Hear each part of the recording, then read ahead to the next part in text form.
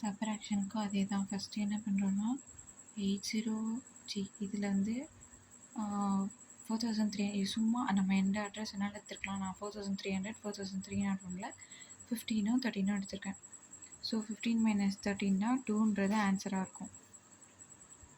So வந்து first 4300 15 வந்து load பண்ணுறோம்.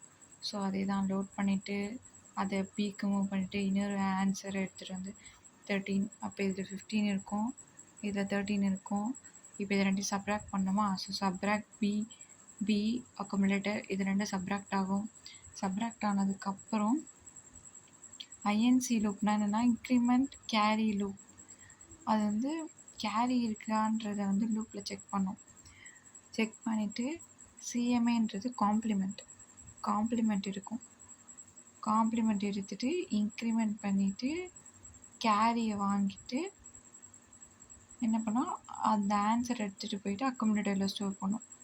அக்குமுலேட்டரில் ஸ்டோர் பண்ணி சியில் இருக்கிற கேரியில் இருக்கிறது எடுத்துகிட்டு போய் திருப்பியும் அக்குமுலேட்டரில் போட்டு அதை எடுத்துகிட்டு போய் திருப்பியும் 4501 ஸ்டோர் பண்ணி ஹேல் பண்ணும்.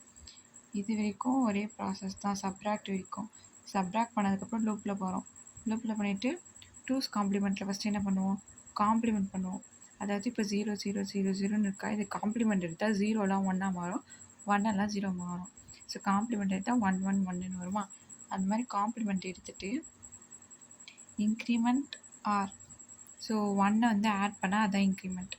அப்போது இது 1 இது 1 இது 1 இது 1. அப்போ இங்கே கேரி செட் ஆயிடுச்சு. ஸோ கேரி செட் ஆனதுனால அந்த கேரி, ஸோ கேரியை இன்க்ரிமெண்ட், சப்போஸ் கேரி செட் ஆச்சுன்னா கேரியை இன்க்ரிமெண்ட் பண்ணுறோம். So complement increment carry increment. So இது எல்லாத்தோட ஆன்சரையும் எடுத்துகிட்டு போய் ஒன்றில் ஸ்டோர் பண்ணிவிட்டு சிஏயும் அக்குமுலேட்டரில் ஸ்டோர் பண்ணிட்டு திருப்பியும் ஒரு இடத்துல ஸ்டோர் பண்ணி ஹேல் பண்ணுறோம்.